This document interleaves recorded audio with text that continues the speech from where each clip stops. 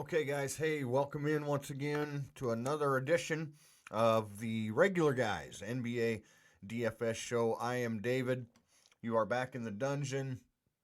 We got a lot of things to talk about here, including what you're seeing on your screen right now. Um, my my software went down again yesterday. We've been having thunderstorms. We've been having some rolling blackouts, and for some reason, my recording software, every time my computer shuts off, like unexpectedly, whether it does a restart or the power goes out, all of my settings go away. Well, the guy who usually helps me with this is out of town at a wedding, so he's unable to help me reinstate my proper settings. And so this is what we get now. You're just a picture of me. You don't get to see the desktop, the lineups that we want to build, any of that. So I'm going to do my best here, guys. We're just going to try and, sorry, Father's Day wishes again. We're just going to try and do our best here. I'll run through some names of some guys I like.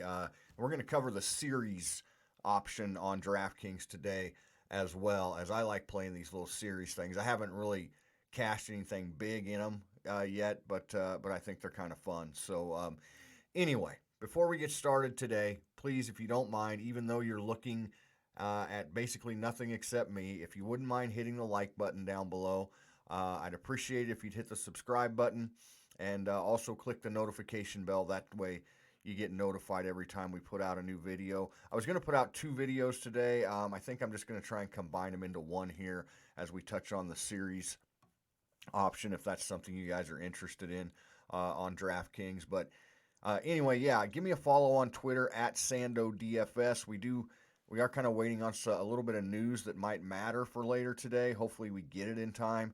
If we do, I'll put out some updates on Twitter. Also, if you retweet the link, the post rather, that has the link to this video in it, you're entered into our $25 drawing for 25 DFS bucks, or you can leave a comment down below here in the comment section. So again, I apologize for the technical issues, guys, but we'll get it fixed. And so if you wouldn't mind hitting the like button, the subscribe button, and clicking the notification bell, the video quality will get better as we go on. And of course, just can't wait as we start getting back into some football content too. So let's get started today by apologizing for what happened last slate. Last slate was a good lesson.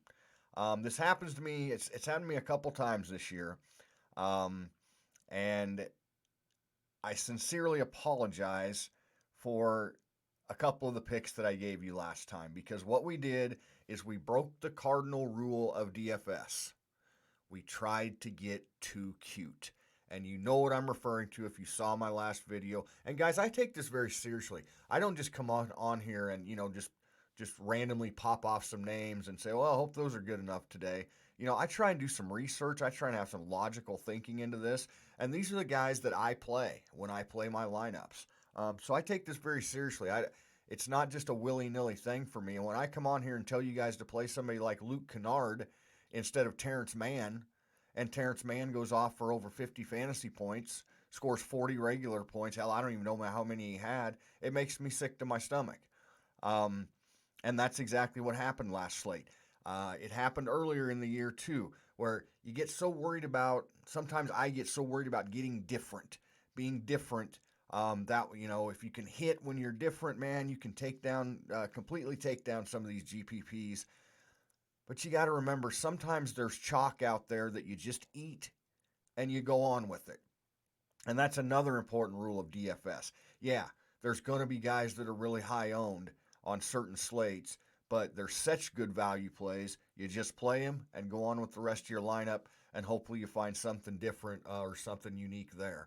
So, yeah, I have to apologize for the hey, why don't we fade Terrence Mann for Luke Kennard? And I didn't cash a damn dollar in all the lineups I played 2 nights ago, and I didn't deserve to cash a damn dollar. So we're going to do better in the future, guys. We're not going to come on here and give you crazy advice like play Luke Kennard over Terrence Mann when Terrence Mann was an obvious good value play. So I wanted to get that out of the way. Now we'll try and move into today's slate. And again, I can't show you. I can't get into it's on my computer. It's just my camera isn't recording it. So we'll just try and get into just a few guys here that I like today. And I'll let you know a couple of these lineups I built out. I built them out full, all 8 guys, and I'll let you know what I came up with. But let's start today with a guy that I think is probably going to be in every one of my lineups, depending on the starting lineup. I don't see why they would do anything different than they've done in the past, but I'm talking about Cameron Payne, and I'm just going to toggle over here so I can get the information right. He's 4K right now on DraftKings. We already know that Chris Paul is going to be out all throughout the season. Whenever Chris Paul was out, Cameron Payne was the starter. So I expect over 30 minutes from Cameron Payne today. And at $4,000, I think he's one of the very obvious standout value plays today. Now let me touch on another guy that could become value. We have an injury. Unfortunately, it's in the late game. Bojan Bogdanovic, however the hell you pronounce his name, got hurt last game, couldn't come back. He's listed as questionable for today. If Bogdanovic doesn't play, and hopefully we get this news before lock, but if Bogdanovic doesn't play, a guy like Lou Williams is probably going to become another really good value play today. I'm scrolling over here. You guys can't see it, but I'm scrolling over to the last Hawks game. Yeah, I would assume that it'll be Lou Williams if by chance Bogdanovic doesn't play. So certainly keep an eye on that, and we might have to make some roster adjustments if that were to be the case. And also just make sure that Payne starts today. Even if he came off the bench, I think he'd still play 25 to 26 minutes. They could start Devin Booker at point. But I don't think that they'll do that. So right now I'm just going on the assumption that we're going to start Cameron Payne. And that brings me to probably my second favorite play on the board today is Devin Booker. With no Chris Paul, the usage for Devin Booker should go way up. His assist numbers should go up. He's just going to have the ball in his hands a lot more. He's going to get a lot more shots. So yeah, I think, and his price is pretty reasonable. I think it's $8,900, as opposed to guys like Paul George who are all the way up to 10. What is Paul George? He's like 10.8, 10.3. Embiid's 10.9, and Trae Young is 10.1. And Devin Booker's at $8,900. So I like Booker just as well as I like George and Young today if you factor in the pricing.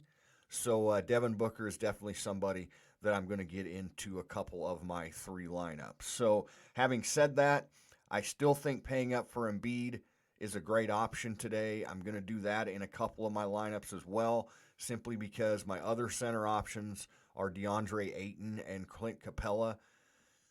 I think Ayton could be a sneaky play with Embiid. If you can fit in an Embiid-Ayton lineup, I like Ayton today better than some people do. I know he hasn't been great lately, but again, with no Chris Paul, I'm hearing things like, well, Chris Paul's the one that gets him the ball, and his numbers are going to go down. I don't believe that at all. In fact, I think they've got other guys on the floor capable of getting him the ball, and with Chris Paul's shots not being there, I think they might go to Ayton even more.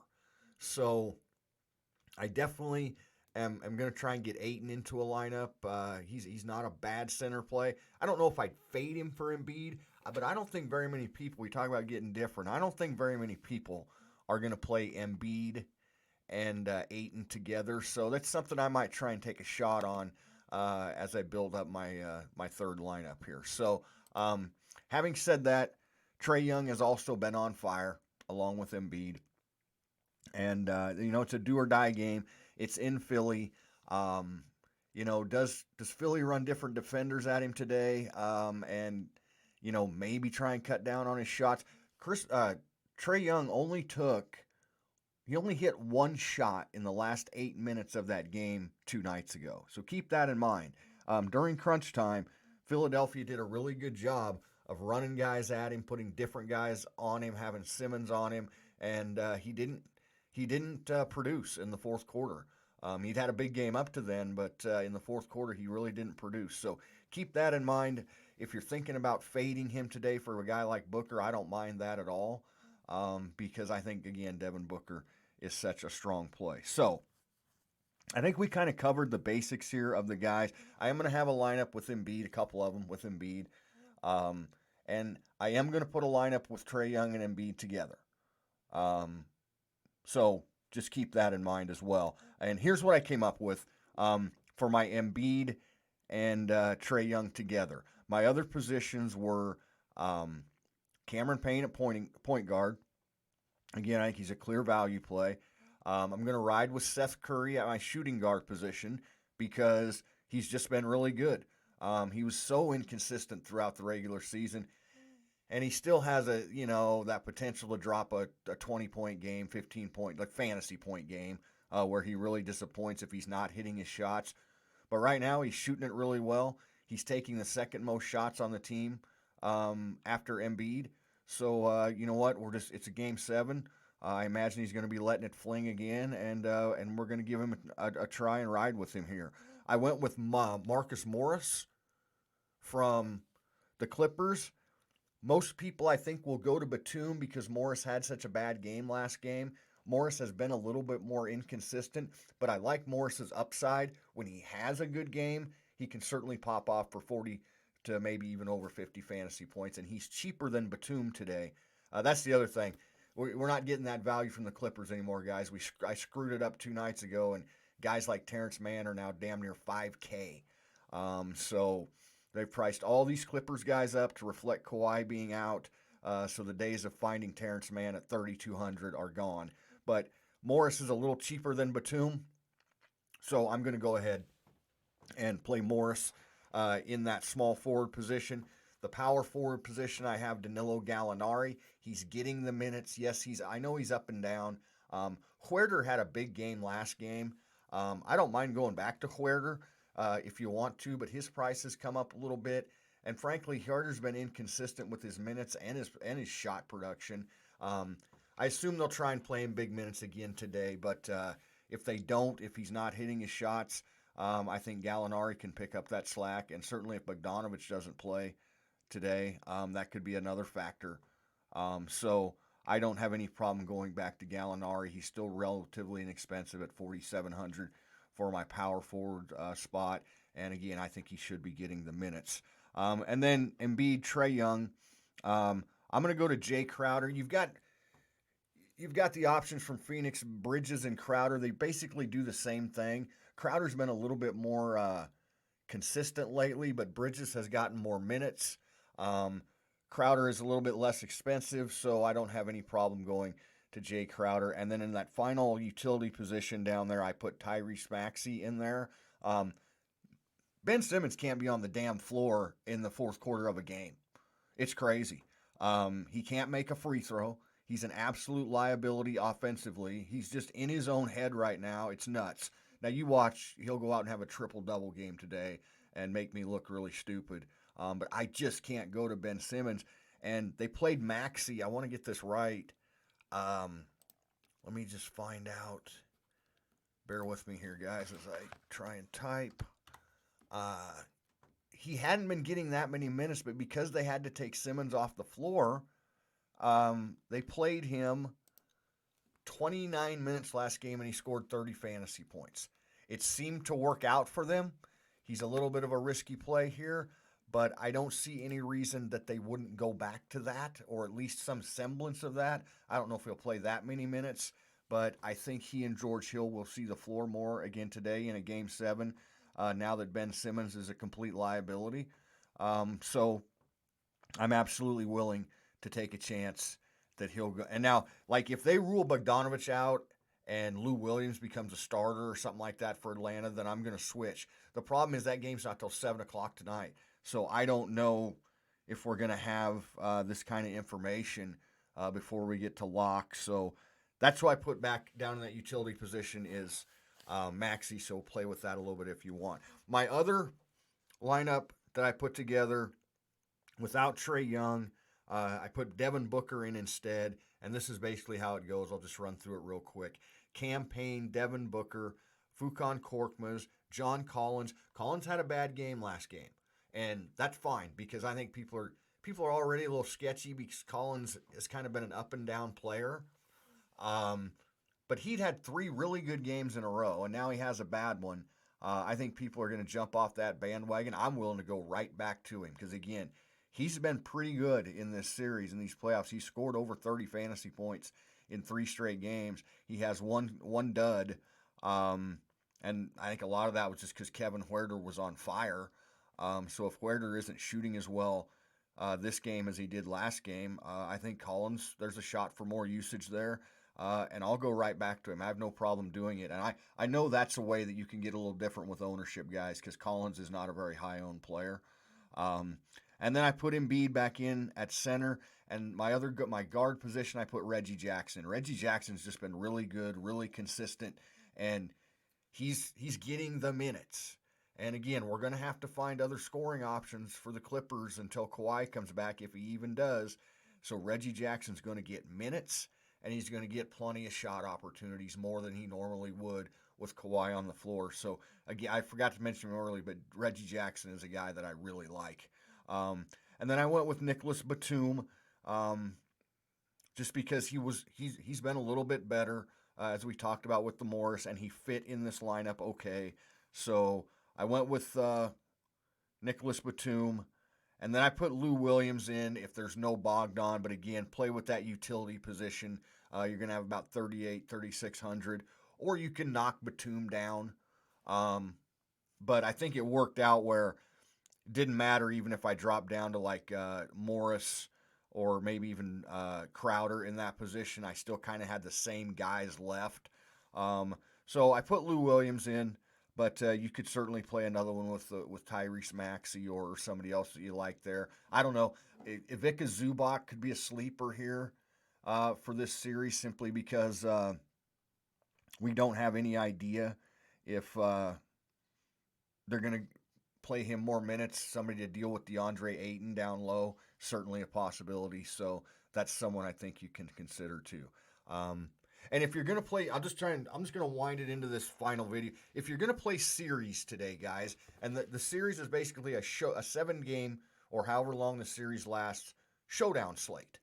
So you have to pick a captain and then 5 guys below him, just like in showdown.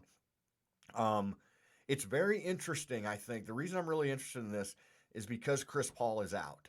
So what do we do with Chris Paul in the lineup builds?